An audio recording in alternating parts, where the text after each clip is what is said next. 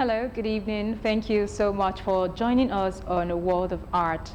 Every week we bring you artists and together we explore the advantages there are to visual art and how visual art affects our everyday lives. My name is Miriam Usman. This program is brought to you by Prince Yemisi Shilon, legal practitioner, Africa's largest private art collector, Grand Donor and Chairman of Council Yemisi Shilon Museum of Art, and also the Grand Patron for SNA Ogun State Chapter.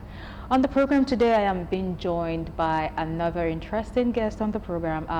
She goes by the name Damilola Oluwasegun Joy. Thank you so much for joining us. Hi, thank you for inviting me. How do you feel? I feel really happy. Really? Yes. Good, because we're going to be having a great time. So the first thing I'm going to say to you right now is that you make incredible work. Thank you very much. I saw footages of your work days before now, and I had to pause to try and examine the way you express yourself, which is, by the way, beautiful.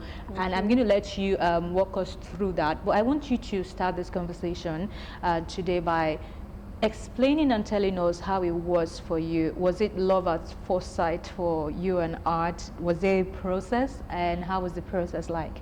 My journey as an artist has been a very incredible one. It wasn't love at first sight, because when I was little, I always see artists as people that don't really value their time. I feel like they waste their time. Because why not do something that like people really value, like people really recognize? Because when I was little, I look at artists, especially the roadside artists, and I'll be like, do something useful with your life, like be a doctor, be a lawyer. Yeah. Be something that the public would be really proud of, like.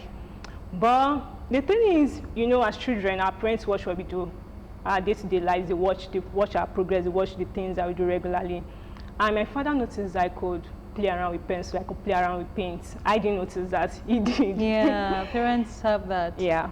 Like he saw the future, like he saw my future, like he saw me in the next 10, 15 years. Then he said, why don't I develop this? At first I was like, Dad, why would I do that? I want to be a microbiologist. I want to do something related to science, because that's what I actually studied in school. But he said, still, I can still do that and do something related to science. And I said, why not? Let me just try. Then I started doing it. Then it got to a point, I lost my dad. Oh, so sorry. Which was late 2016. I was really pained because me and my dad were really close. We were very close. Then I said, okay, I must not drop this art, because if I drop this, it's like I'm leaving a part of my dad behind. I never want to forget that man. And I continued. It was really difficult because as a first child, I looked back at my siblings, I looked at my mom. It was difficult for her too. And I felt, okay, I can do this, let me continue. It was difficult, but I just kept painting, I kept drawing. I kept doing it, and it got to a point I was loving what I was doing. Like, the love was just coming to me. The love was so genuine to the extent that I was surprised myself. Would you say it was because, you know, it was Papa that pushed that, and the fact that it wasn't here anymore was like some sort of inspiration for you to keep doing it? Exactly. That was the inspiration I got. Because immediately I picked that as my main inspiration. Ideas just kept coming to me. I started getting ideas. I started getting the motivation to just keep doing it. And from the stories I tell with my works, I realized that I was actually telling my own story.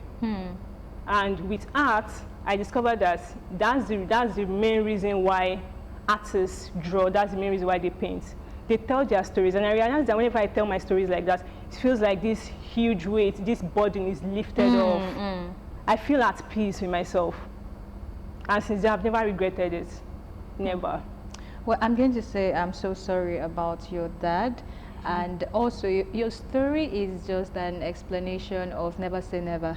Yeah. I mean, you ran away from this partition, you made jest of it, and Yes. years later, you are into it to the extent you are having a fulfillment from it, which is very beautiful. You made mention of something that for you, your dad was the first person who noticed that, and a lot of people have suffered that over the years. You know, nobody saw that talent. Some who did not push it like they were supposed to, and then some who even had parents push them for that, had no teacher, you know, no art teacher in secondary school or even primary school. What was it like for you? Aside your father pushing you, was there like an enabler from school, or was it just dad, you, and the world?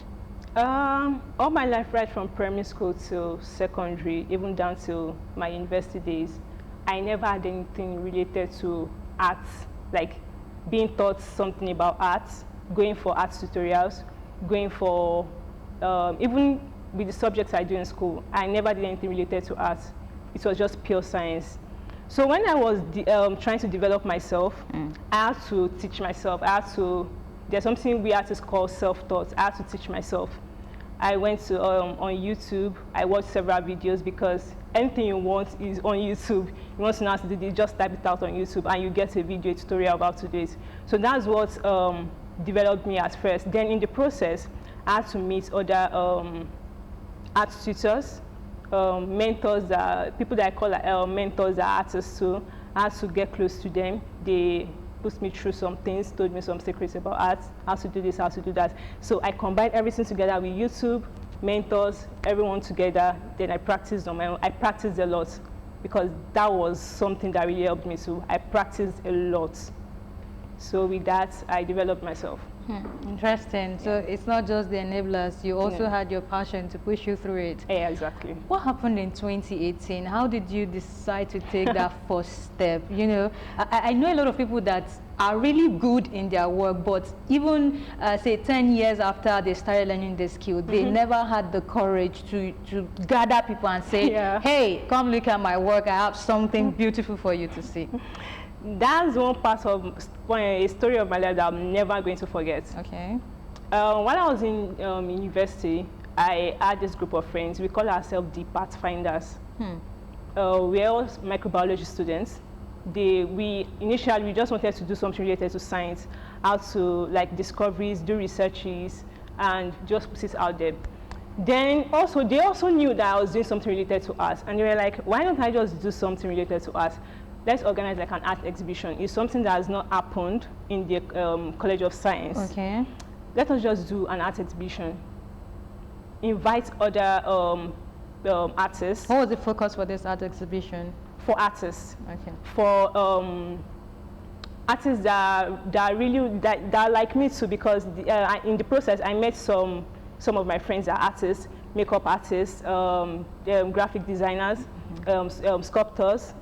And they don't also have the platform to put their works out there. And I'm like, okay, this is an opportunity for me to help these people too. I'm not just helping myself. Okay, guys, let's come together and do an art exhibition. My goal is not to sell. My goal is not to attract buyers. Let me just use this as a platform for us to show what we can do. Then I brought them together. Even the venue I used was my church fellowship auditorium. That's the venue I used for the exhibition. So I just called them together. I even sold tickets. It got to a point I had to give out free tickets because people were really interested in it. And I brought all of them together. Okay, let's pick a day. It was actually my birthday. Let's do this and show people that there's more to life, because art too is life. There's a way we connect to art. The way I connect to art is different from the way you connect to it. Exactly. So that's how that came about. I was almost going to give up. My mom pushed me. She was like, "Damn, it was like 5 days to the exhibition. Everything was looking unorganized. Like, I don't know. It felt like I didn't know what I was doing. Everything was just like too much. It felt too much on me. But my mom was like, damn, just do this thing. By the time you do it, at the end of the day, you'll be happy that you took this step. And I just believed and I followed what she said. So what was the feeling after then?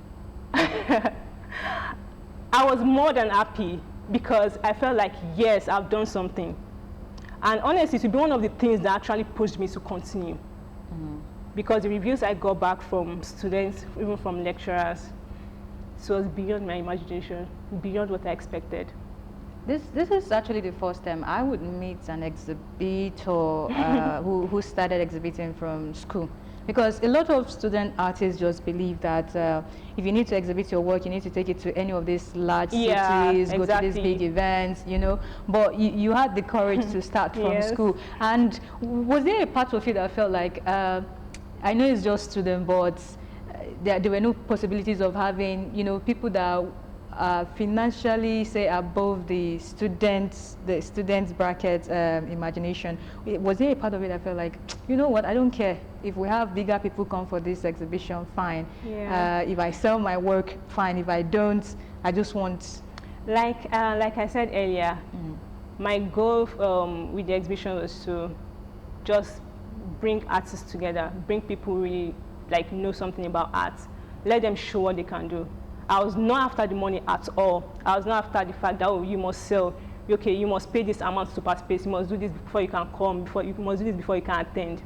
That was not my goal at all. So all that was not even on my mind at all. I just wanted people to come and see art. Come and see art, because it's a college of science. Most of the students there, they are science students, engineering students, and all that.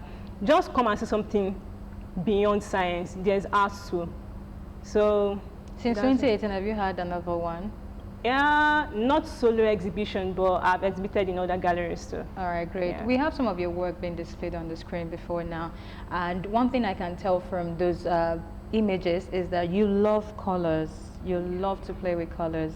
And it's also a way, it's one of those things that distinguishes an artist from the other. So let's start by you trying to take us through your mode of expression and how you come about to being friendly with colors. Okay, initially I didn't do anything related to colors.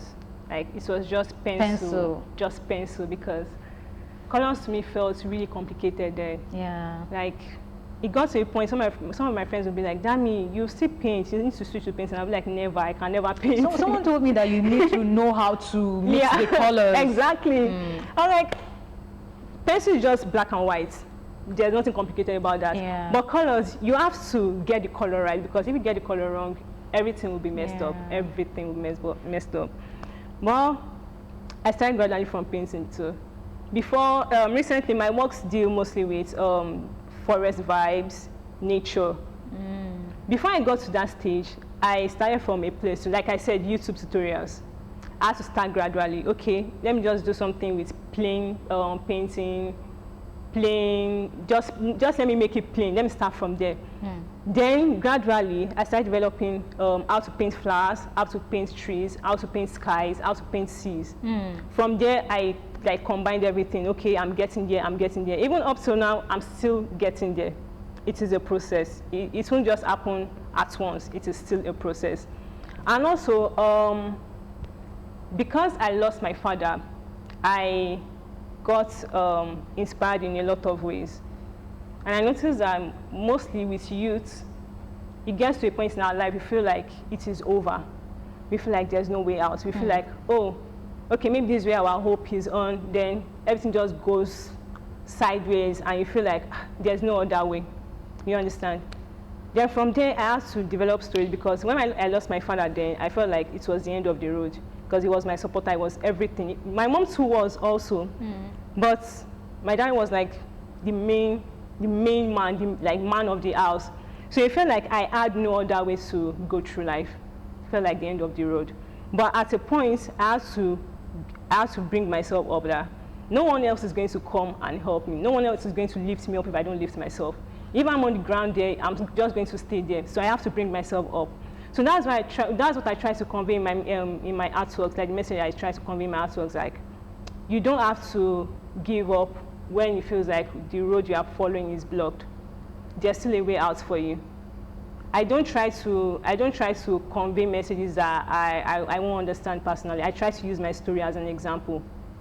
That whenever I make paintings and I exhibit it at exhibitions, the stories I tell are always related to my life, because that's the best way I can explain it. I won't give a story that I can't explain.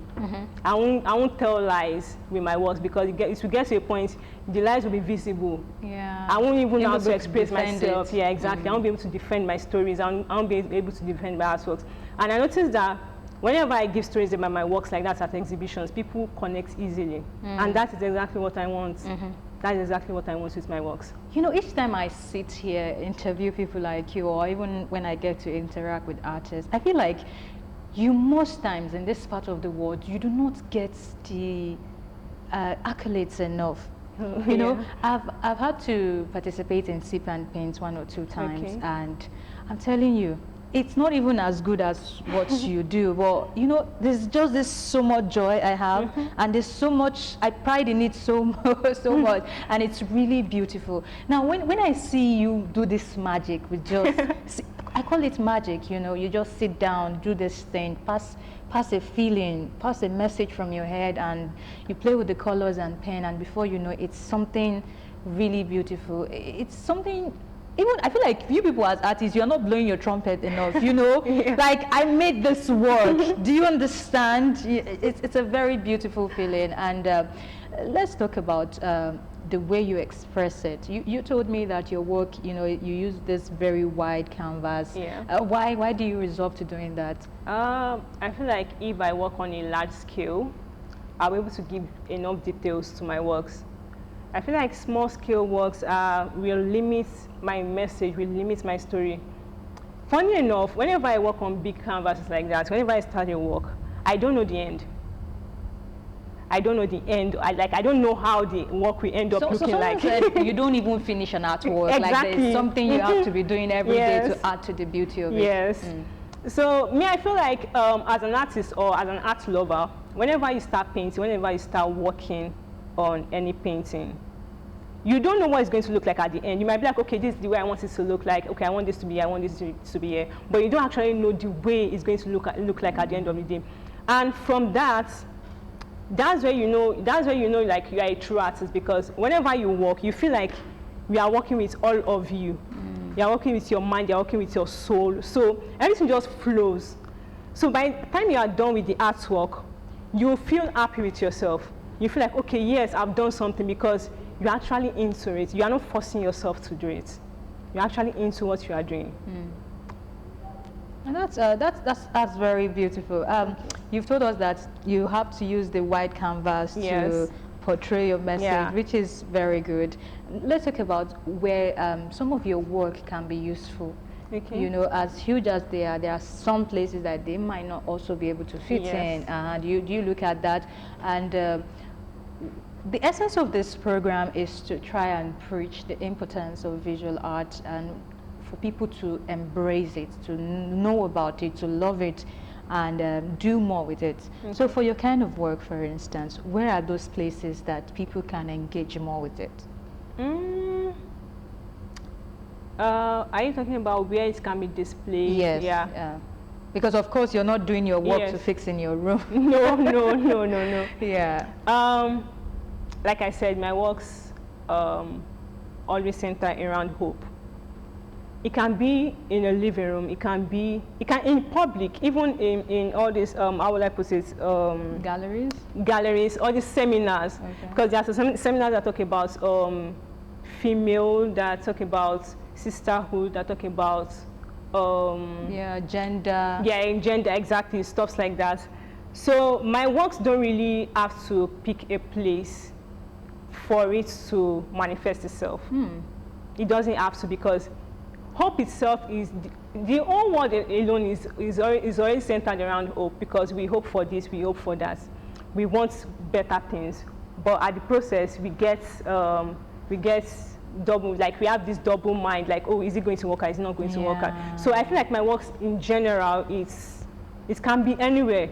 Talking about being everywhere, anywhere, what would you talk about this approach of art where not a lot of people see the need for it to be everywhere, which I don't think is an ideal thing. For instance, you go to some of these eateries, for instance, they have some places where they work with art, but because you're not the artist, you're not really sure of the message you're passing across. But there's more we can do when we have intentional art. Imagine coming to a restaurant and your piece of work is hung on the wall, and you made mention of your piece representing hope, Yeah. representing this particular thing, and it's able to pass this message across. But we don't often have such in this part of the world. Where we see some of those art that passes serious messages are like in galleries or events like you mentioned. Whereas those things are things we should, you kind of work at things we're supposed to see on a daily basis. You go to the hospital ward, you are in the, you're say in the restaurant, you're in a public place, you see some of those things that can strike something to you and give you hope. So I'm giving you like a challenge, to work with. What do you think about that? It's actually a great idea. It made me remember this exhibition I participated in London. It was actually held at a restaurant. It's like a bar restaurant. At first, when I got the opportunity to exhibit there, I was not going to. But I feel like, why limit my artworks to a certain kind of people? Because let me leave it out there. I don't know why this exhibition is happening there. I don't know why. So the place was a problem. Yeah. Can you imagine? Yeah. So I had to shift my mindset. Okay, let me just exhibit there, and I actually exhibited there. I would attend if you exhibit in a restaurant. That was around 2019, 2020, yeah. And it was a great exhibition. I really loved the outcome.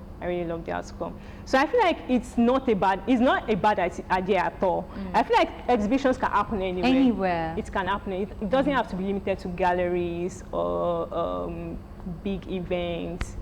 Everybody has to say art. Everybody. Yeah, and if it involves you taking it to them, take it to them and let them, All right, time is really not by our side. When we are having fun and enjoying everything, time is just by the corner. And we know that people are watching right now, mothers, parents, stakeholders that could effect this change to embrace art are watching, government officials are. What are those things you would want to point out in your years of practice that you wish to, to get better in trying to preach more about art in our society? Okay, whenever I'm trying to leave out a message, I don't try to limit it to just art, because in general we need almost everything in this life. It is not just only about art. I read a book recently, and there was something that really caught my attention in that book. It said, our next journey in the next 2 to 5 years, we don't know how it's going to end. It is like traveling from one location to another. Let's say you are traveling from Abeokuta here to Lagos State in the night. You don't know how the journey is going to be. Like, when you are driving, your headlight is only seeing like a few feet ahead of you. It won't see right from here to Lagos State. It's not possible. But you believe that it is going to get you where you are going to. So that faith, that belief you have, just put it into everything you are doing. You don't know where it's going to get you to at the end of the day, but you know you are heading somewhere. Just believe in that little faith that you have in what you are doing. Just make you strong and keep working on it. Well, I must say that aside being an artist, you're also a very good motivational speaker. Thank you so much for joining us today on the program. Well, this is how far we can go on Word of Art, and I trust that you have enjoyed every bit of the conversation with Damilola Oluwasegun. The program is where we bring you professionals in the world of art, and together we explore the advantages, the importance of visual art to our everyday lives. My name is Miriam Usman. This program is brought to you by Prince Yemisi Shilon, legal practitioner, Africa's largest private art collector, grand donor and chairman of council, Yemisi Shilon Museum of Art. I'll see you next week with another guest. Until then, and no